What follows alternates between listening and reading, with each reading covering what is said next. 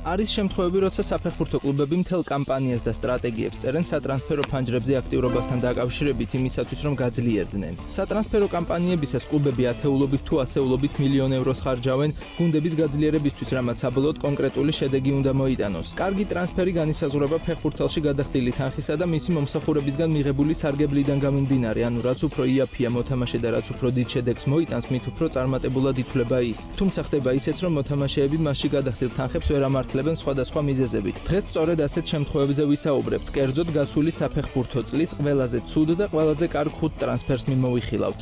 მეხუთე ადგილი ვოიცეხ შესნი, წარმატებული ტრანსფერი თავისუფალი აგენტობიდან ბარსელონაში. ზოგადად საუკეთესო ტრანსფერების შესახებ იწერება მაშინ, როდესაც ფეხბურთელში ფულია გადახდილი, თუმცა ეს ის შემთხვევაა, როდესაც მოთამაშემ კარიერა დაასრულა, მაგრამ ბარსელონასნაირ დიდ კლუბს უარი ვერ უთხრა. 2024 წლის ივნისში, როდესაც ევროპის ჩემპიონატიდან პოლონეთი გავარდა, ვოიცეხს ვარჯიშიც კი შეწყვეტილი ჰქონდა და მალევე კარიერის დასრულების შესახებაც გამოაცხადა, მაგრამ როდესაც ბლაუგრანას წინადადება მიიღო, გაიაზრა, რომ დიდი ტიტულების მოგების შანსი გაუჩნდა და გადაწყვიტა კარიერა განეახლებინა. მთავარ მეკარე ტერ შტეგენს ტრავმა ჰქონდა და შესნი მესამე მეკარის პოზიციაზე მოიყვანეს, თუმცა უკვე იანვრიდან პოლონელმა უკვე ძირითადში დაიმკვიდრა თავისი ადგილი. არეშინია გარისკვის, თავისუფლად მუშაობს მაღლა აწეული დაცვის მიუხედავად და თანაგუნდელებსაც საქმეს უადვილებს. პოლონელი კიპერი პაზლის ის ნაწილია, რომელიც მომავალ სეზონში ჩემპიონობის შესავსებად უნდა გახდეს საჭირო.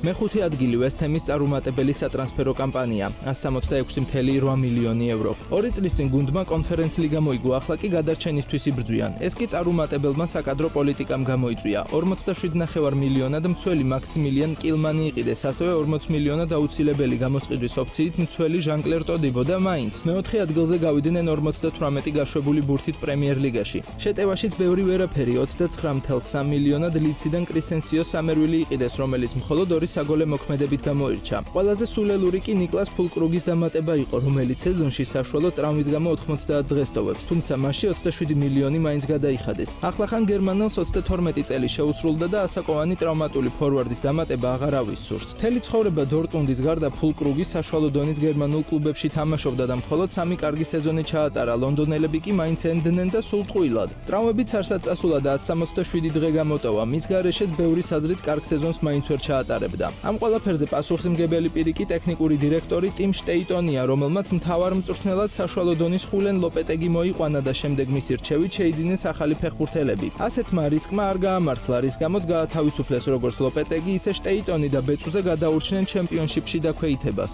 მეოთხე ადგილი ხულიან ალვარესი 75 მილიონი ევრო. წარმატებული ტრანსფერი მანჩესტერ სიტიდან ატლეტიკო მადრიდში. ეს იყო სუპერ ძვირი და სარისკო ტრანსფერი, მაგრამ არგენტინელმა 51 თამაში 22 საგოლე მოქმედება შეასრულა. ატლეტიკო სატრანსფერო ფანჯარაზე რამდენიმე წელი ეკონომ რეჟიმში მუშაობდა, მაგრამ გასულ ზაფხულს ერთბაშად 185 მილიონი დახარჯეს და კონკრეტულად ხულიანმა დიდად გაამართლა, რადგან შეუძლია კლუბის ლიდერი მომდევნო 10 წლეული იყოს. მიუხედავად იმისა, რომ სეზონი უშედეგოდ დაიწყო და ძირითადად თამაში სათადარიგოდან ერთვებოდა, საბოლოო ჯამში ლეგენდარული ანტუან გრიზმანის კი ამოაგდო სასტარტოდან და თვითონ დაიკავა მისი ადგილი. გაიტანა 9 გამარჯვების მომტანი გოლი, მათ შორის ბარსელონასა და რეალის წინააღმდეგ, ხოლო ჩემპიონთა ლიგაზე პენალტების სერიაში უაზრო წესის გამო, რაც ბურთზე ორმაგ შეხებას გულისხმობს, ასპარეზობას გამოეთიშა.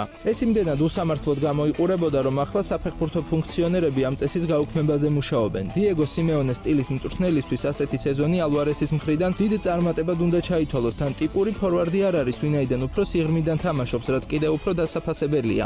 ერთი სიტყვით ხულიანმა აჩვენა, რომ მადრიდის მეორე მხარეში შეტევის ხარში ლიდერი გამოჩნდა, რომლის იმედით შეუძლიათ წლობით ჰქონდეთ.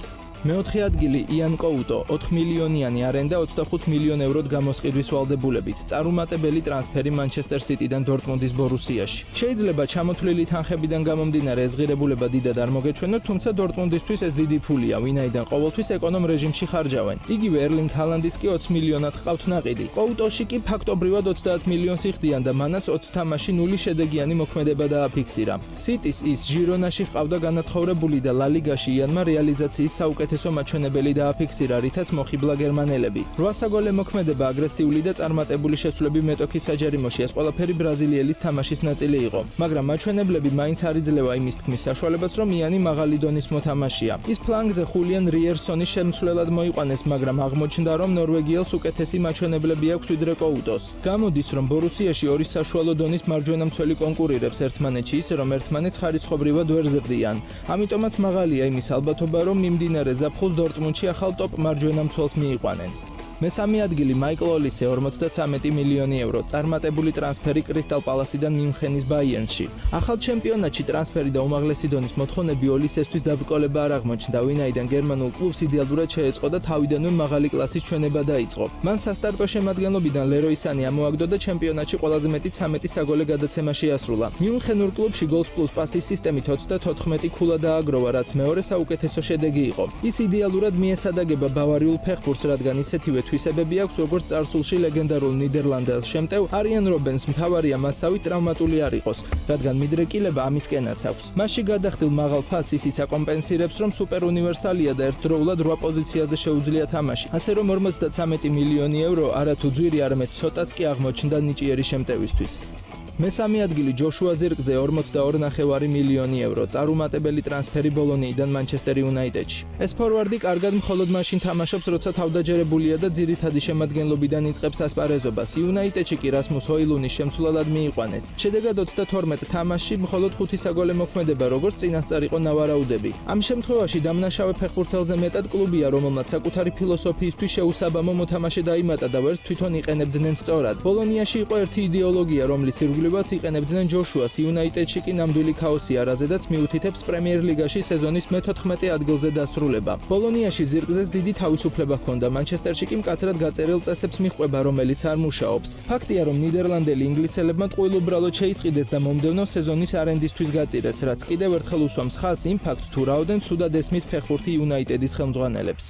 მეორე ადგილი ხვიჩა კვარაცხელია და დეზირე დუე. წარმატებული ტრანსფერები ნაპოლიდან პესეჟეში 70 მილიონ ევროდ და რენიდან პესეჟეში 50 მილიონ ევროდ. ამ ორმა ფეხბურთელმა ფრანგული გრანდი მსოფლიოში ჩემპიონთა ლიგის მომგებ გუნდად ჩამოაყალიბეს. დაიწყოთ ქართველით, რომელიც ნეაპოლიდან ხელმძღვანელობის მხრიდან დაუფასებლობის გამო გადავიდა პესეჟში და მაშინვე იფეთქა. სწორედ ხვიჩასთან ერთად გახდა პარი სენ-ჟერმენი ასეთი საშიში. ლუის ენრიკეს სწავლებით კვარაცხელიამ შეტევაში ჯადოსნურ თამაშს დაცვაში თავგანწირული გარჯა მიამატა და ფაქტობრივად ყველა გუნდისთვის სასურველ ფლანგის მოთამაშედ ჩამოყალიბდა. მეტიც ნახევარი წლის მოსულმა ძირითადი შემადგენლობიდან ბრედლი ბარკოლა ამოაგდო და მისი ადგილი დაიკავა. მას შეუძლია მომენტის დამოუკიდებლად გადაწყვეტაც და თან ამავდროულად მცველთა ყურადღების მისკენ მომართვა და გამოთავისუფლებული გუნდებისთვის გადაცემის გაკეთება. იყიდებს ბევრჯერ იმას, იტანს უმნიშვნელოვანეს გოლებს და შედეგად იგებს ისტორიულ ტრებლს. თუმცა ტრებლზე საუბრისას გვერდს ვერ ავუვლით მეორე უნიჭიერესი შემტევის დეზირე დუეს ხსენებას, რომელმაც წელს საკუთარ კარიერაში გარდატეხა შეიტანა.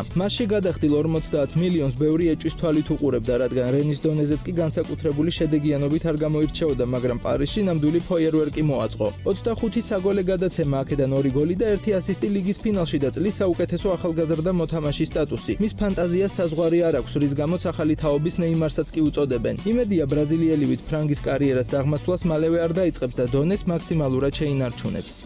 მეორე ადგილი ჩელსის წარუმატებელი სატრანსფერო კამპანია 276 მილიონი ევრო. ჩელსის სათავეში ამერიკელი ტოდ ბოელის მოსვლის შემდეგ ყოველ წელს ყველაზე ცუდ კამპანიებში ლონდონური კლუბი ხვდება, თუმცა ადრე თუ ნიჭიერ ახალგაზრდებში ზედმეტად ბევრს იხდიდნენ, იმის და მიუხედავად სჭირდებოდა თუ არა, ახლა ზედმეტად ბევრს იხდიან საშუალო დონის და საშუალო ასაკის ფეხბურთელებში. ფაქტობრივად ისეთი მოთამაშეები მოყავთ, რომელთაც განვითარების პერსპექტივა არ გააჩნიათ. ჩელსის ისედაც კარგი შემადგენლობა ჰყავდა და მხოლოდ რამდენიმე პოზიციის ტოპ მოთამაშით გაძლიერება ესაჭიროებოდათ, მაგრამ ამის სანაცვლოდ 276 მილიონი დახარჯეს და შემადგენლობა უაზროდ გადატვირთეს. იგივე დრიუსბერი ჰოლში 35 მილიონი გადაიხადეს, მაშინ როცა ცენტრალურ ზონაში მოიზეს კაისედო და ენცო ფერნანდესი ჰყავთ. თანაც 62 მილიონიანი ლავიაც სათადარიგოთა სკამზე უზით, ანუ მეოთხე ოფციაში გადაიხადეს ამდენი ფული. პედრო ნეტუშიც ვულზიდან 60 მილიონი გადაიხადეს, თუმცა მხოლოდ 10 საგოლე მოქმედებით გამოიჩინა თავი. თითქოს და კლუბი შეგნებულად არ ყიდულობს პრობლემურ პოზიციებზე ტოპ მოთამაშეებს, თუმცა გადატვირთულ რეჟიმშიც კი ახერხებენ გარკვეული ჯილდოების მოპოვებას.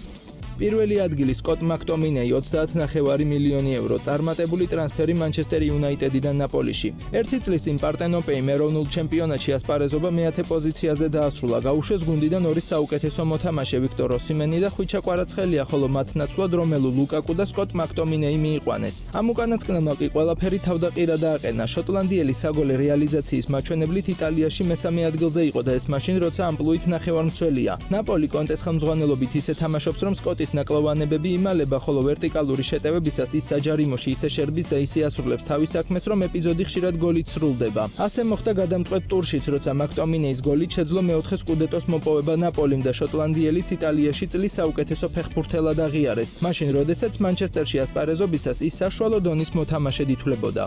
პირველი ადგილი იუვენტუსის წარუმატებელი სატრანსფერო კამპანია 197 მილიონი ევრო. ახალი მთავარი მწვრთნელის ტიაგო მოტას ხელში კლუბი მნიშვნელოვნად შეიცვალა. 8 ფეხბურთელი გაუშვეს 106 მილიონად, ხოლო 13 დაიმატეს თითქმის 200-ად. ახალი, ახალგაზრდა ინტელიგენტი მწვრთნელის მოთხოვნების ირგვლივ კლუბის აწყობა ლოგიკური გადაწყვეტილებაა, თუმცა ადაპტაციას თავისი დრო უნდა და რთული ტაქტიკური დავალებებისთვის მზად დაუყოვნებლივ ვერ იქნები. თითო მოთამაშის თითო პოზიციაზე შესყიდვის რისკმა მოკლე დისტანციაზე ვერ გაამართლა. შედეგად მოტა მარტში გაათავისუფლეს და მისი იდეაც იქ მოკვდა, რაც იმას ნიშნავს, რომ 10-ზე მეტ შეძენილ ფეხბურთელს აზრი დაეკარგა. ყველაზე ძვირად კუპ მაინერსი შეისყიდეს, რომელშიც 55 მილიონი გადაიხადეს, თუმცა იმის ნახევარსაც ვერ აჩვენებს, რასაც ერთ დროს ატალანტაში. ამის მიზეზი ის არის, რომ ატალანტა და იუვენტუსი სულ სხვადასხვა სპეციფიკით თამაშობენ და ახალი სისტემისთვის ალღოს აღება საკმაოდ რთულია. დუგლას ლუისში 51.5 მილიონი გადაიხადეს, რადგან მოედინის ცენტრში წარმოუდგენელი აგრესიით ასპარეზობდა და არ ინდობდა არც ერთ მეტოქეს. იუვენტუსში კი აღარც ენერგია აქვს და აღარც мотиваცია მსგავსად ასპარეზობის. თანაც კუპ მაინერსისგან განსხვავებით მისთვის არც ახალი პოზიცია შეურჩევიათ და არც ახალი როლი გამოუძებნიათ, უბრალოდ ამოუხსნელია წარუმატებლობის მიზეზები. გაშვებულ ფეხბურთელებსაც რომ შეხედოთ, მაშინვე მიხვდებით, რომ აქაც შეცდომებია დაშვებული. დიან ჰუისენი ბორნმუთში 15 მილიონად გაუშვეს და იმდენად მოუმატა, რომ ახლა პატარა ესპანელი მადრიდის რეალში თამაშობს. მოიზე კინი კი ფიორენტინაში 13 მილიონად გაყიდეს, რის შემდეგაც იტალიელმა იმაზე ორჯერ მეტი გოლი გაიტანა, ანუ 17, ვიდრე იუვენტუსის სერბმა შემტევმა დუშან ვლაჰოვიჩმა. მოკლედ დახარჯეს ასობით მილიონი ევრო, მაგრამ გუნდი გახდა იმაზე სუსტი, ვიდრე აქამდე იყო.